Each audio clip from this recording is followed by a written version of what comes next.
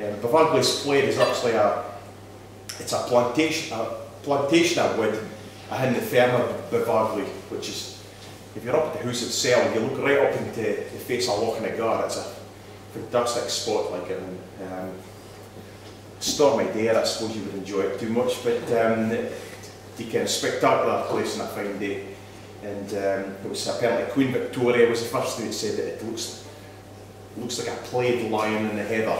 And it's often said, because Bovaglie himself, the farmer at the time, was quite an eccentric kind of character, and he was known to get about in the full Highland fig, you can the plaid and the big brooch and the kilt and the big hairy horsehair sporran.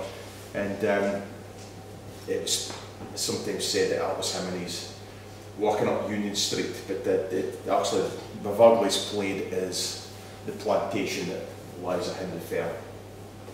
And it does look like that, I have to say. If you go up the coils of Mick and look down, it's very plaid-like, apart from the tarn.